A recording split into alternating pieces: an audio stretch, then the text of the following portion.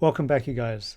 Just real quick of recap of where we left off last time as I made my balance sheet, my list of all my assets and liabilities that I have, right? Pretty easy for me. It was just a couple of cash accounts. I forgot to add my investment account last time, so I just added it in there, but the balance was zero, so it didn't make too much of a difference. Also, my Venmo balance was zero, so that worked out pretty well. And then all my liabilities were pretty much just credit cards. I don't have any other liabilities.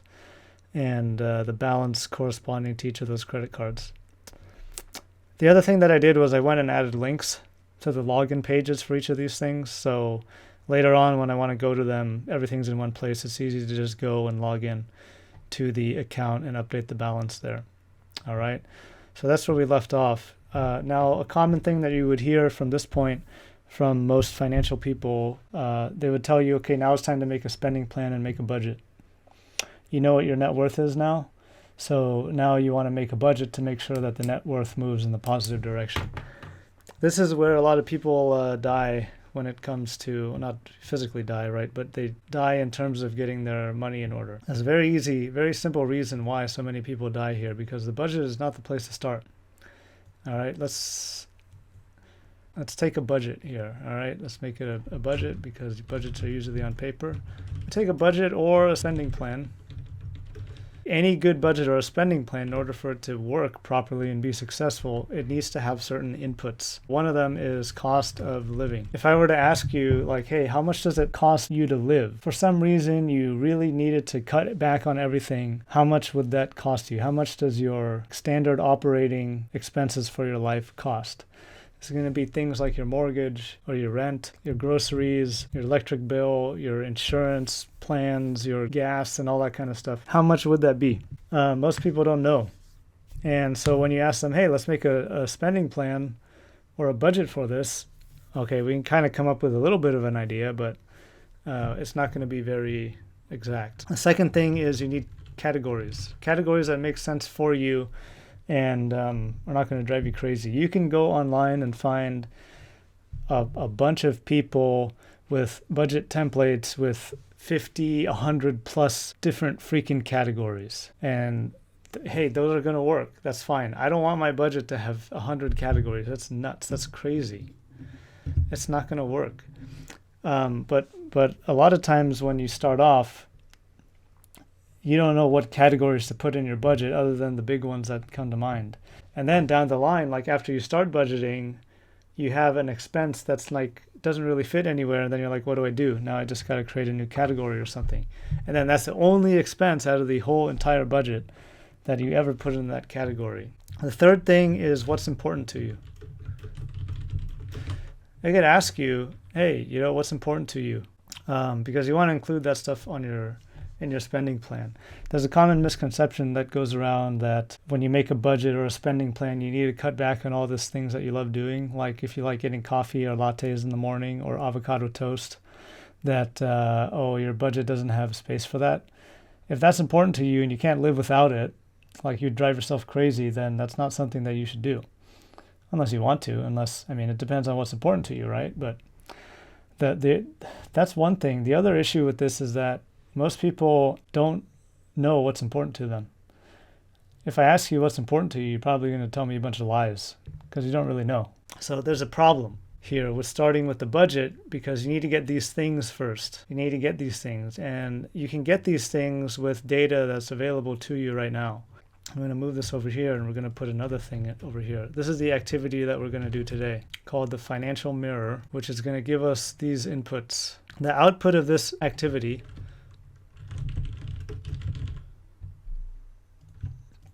are these inputs, so that when we go and make the spending plan or the budget, if we want to, right? We don't have to necessarily, but it's going to be more useful if we do. It's going to make our lives a lot easier. Then we have all these things and we simply are just doing work, tracking work at that point. I can put it to you in another way. If you're evaluating something, like let's say a investment or something, where do you start? What's the first thing that you do? Like this is a chart of time and here's the now, and here's time. If you want to evaluate something, a company, let's say, how it's done over time, like let's say that this is the performance of the thing. It's gone up and down a little bit, whatever, and now it's there. And you want to say, okay, am I going to make a good investment or not? You can go online and look at all their mission statements and their like plans for the future and whatever. But one of the things that you're going to do is look at their past performance. Look at their financial statements. You're going to see how they performed in the past, because even though past performance is no indicator of future results, it is an indicator of future results. You're not going to start off, the next day up here. That's not going to happen. And you're not going to start off over here. The next thing that's going to happen, like tomorrow when the market opens, you're going to open, probably right around there. And then it's going to go on from there and so on. So we got to look backwards in order to go forward.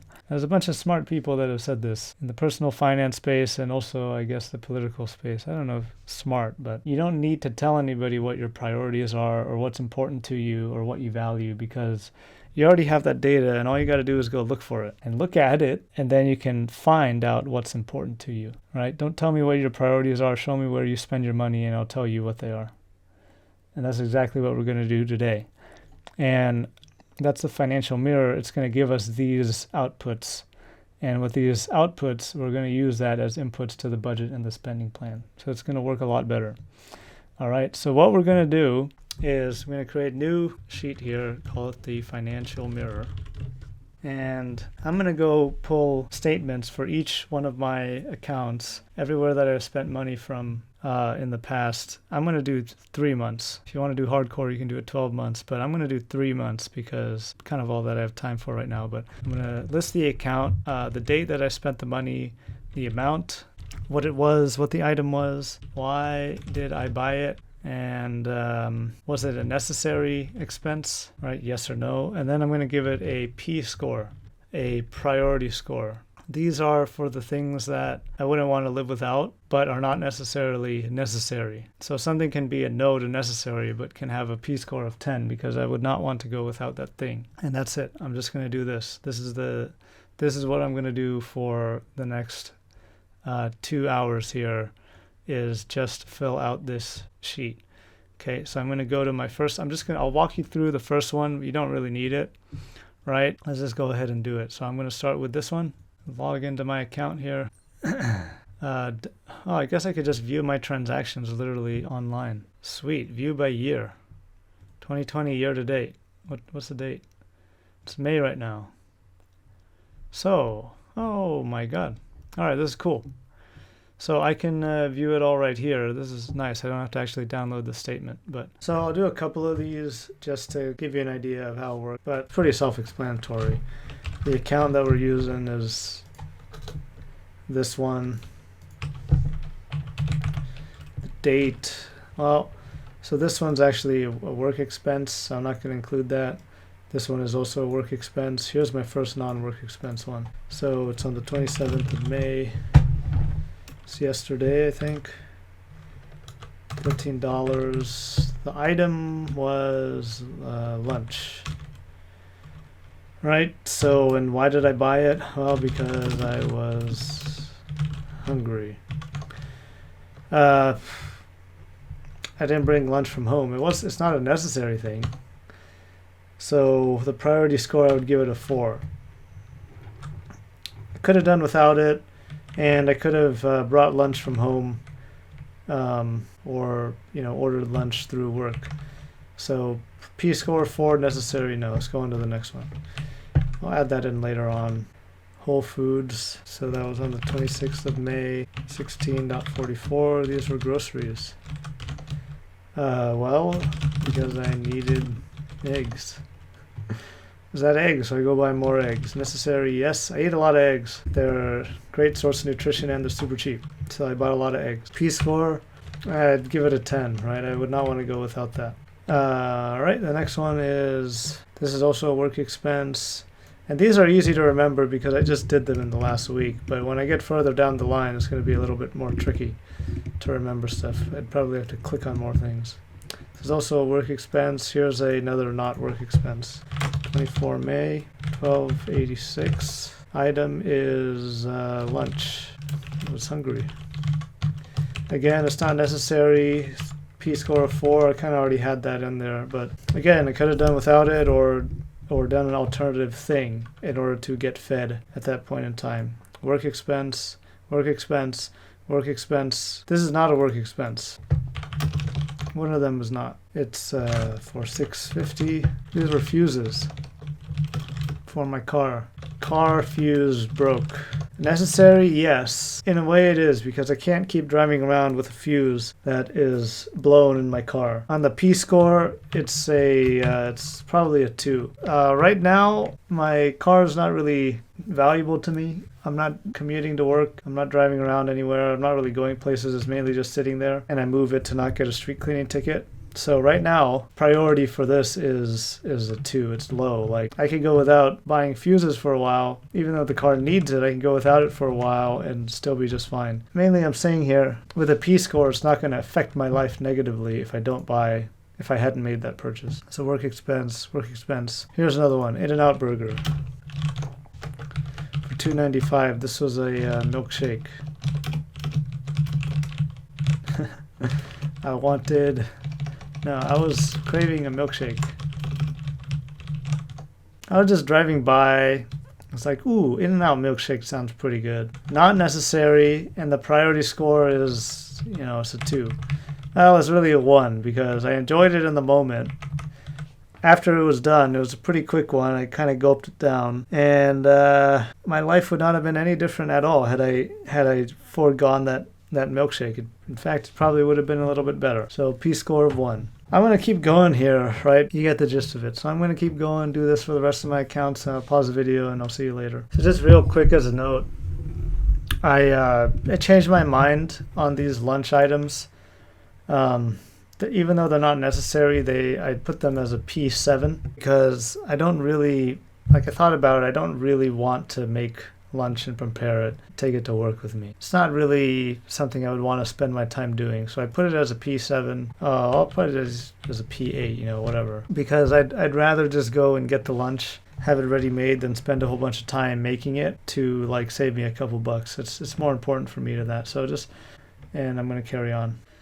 All right, guys, so I just finished up here, and it might be kind of tempting to just download a transaction list and start writing in details, but there's something about copying over every single transaction and entering in the amount and then writing some stuff about it. It really forces you to go back to that mental state, that emotion, that feeling that you were having when you were buying something, and uncover the reason, your motivation behind it. There's also a lot of things that just get charged automatically, on a subscription, like this Google Suite thing, G Suite, that just gets charged every month. LastPass also just gets charged every year. I don't think about that. I'm not present for those transactions, so those transactions are in a different kind of category. So we could sort this from smallest to largest. I'm gonna put a pivot table here because it's gonna be a little better. But I had a note here that I wanted to share with you guys. I don't know where the note went. Okay. So what happened here? This data is gonna be a little bit messy because I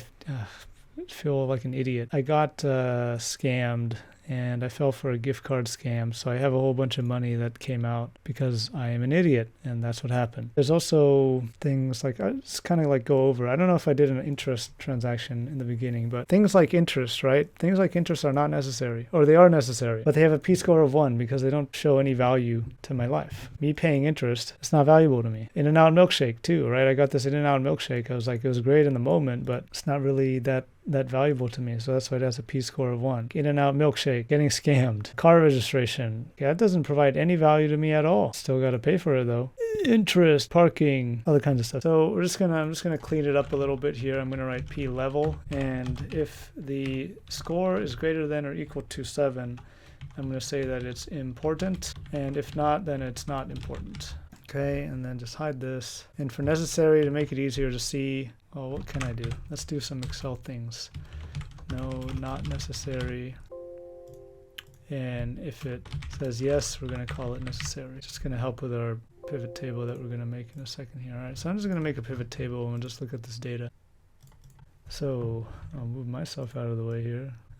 So let's look at necessary, P level, item. No, we're going to do the amount. Okay, so this immediately, right, just by looking at the necessary versus not necessary, this immediately gives us an input to our flowchart here, right? The cost of living. Basically, the cost of living is going to be the necessary stuff. So 5360. So let's say 5400, just to round up, and that's over the course of 3 months. That's one of the inputs that we need for our spending plan. So great. Okay. And then we can also start answering the question, what's important to you here, right? So let's look at the data here just real quick. Necessary items, important, and we're going to look at the item as well. We want to see that.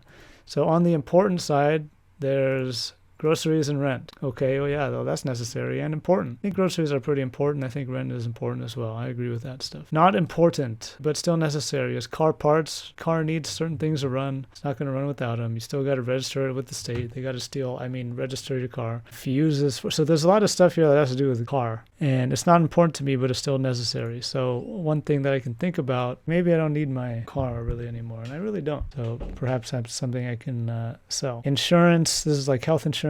It's not very important to me at all, but I still have to pay for it, or I want to pay for it because if I have a big emergency or something like that, I don't want to be stuck with the bill. Interest payments. Well, this is the easiest one on this list to get rid of. All we got to do is pay down the credit cards and that can go away. So there's quite a lot of necessary but not important stuff that I can free up. So that's nice. Not necessary. Let's look at that and look at the important stuff. So I have a membership to a group that I'm part of. It's not necessary, but I like the community and the value that I get from it. G Suite, right, for emails, so different kinds of subscriptions are there. Life insurance. It's not necessary. I don't need it right now, but I'm just like, this is part of my future planning. Lunch, right, dining out. Changed it to important, gave it a higher P score because it's nice to be able to just go and buy lunch sometimes. Nutrients, I don't know. I think nutrients are like kind of necessary, but put them in not necessary, important. I should probably change that to be a necessary, honestly. I don't know what I was thinking, but that's what I was thinking. Rental car, I went to buy a mattress at one point. Could have gone without it, of course, but it's kind of nice to have a mattress. Bought a water bottle and Zoom, so you kind of get an idea of that. Now let's look at not necessary and not important.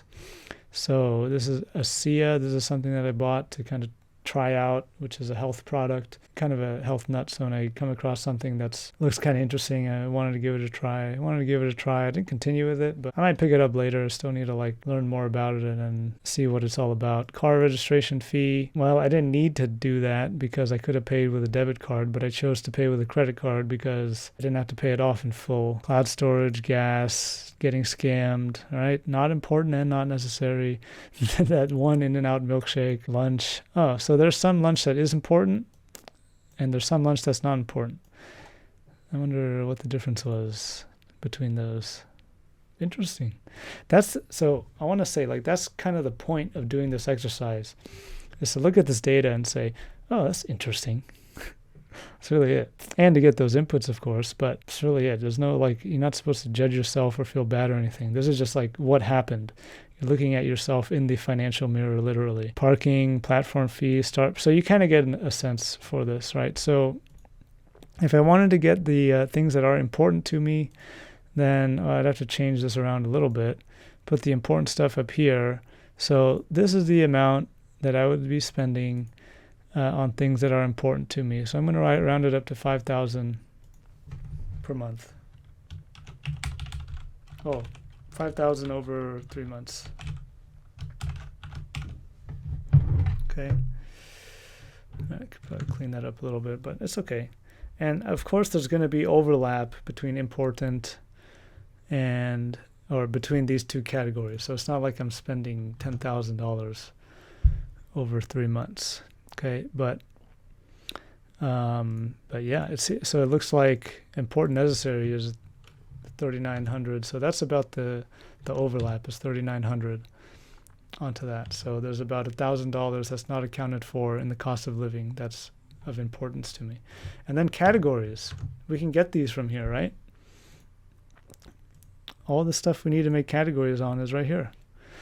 Like you can see rent's a category, groceries a category, you got subscriptions, you got insurance, you got dining out, you have health, I don't know, miscellaneous.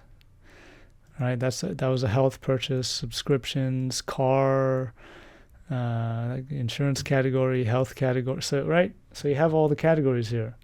This is the stuff that you already spend money on. So you can make categories that are 100% relevant to you right away. You don't need to like guess. You don't need to have, assume what it's going to be or copy anybody else's. You just make the categories that are going to be relevant for you right away.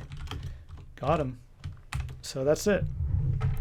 That's it. We're done. That was very easy and painless. It took a lot less time than I thought it was going to take. So, hey, that's it. Now we have all the inputs that we need for our budget and our spending plan. So we're going to be able to make an amazing budget or spending plan, depending on what you want to make.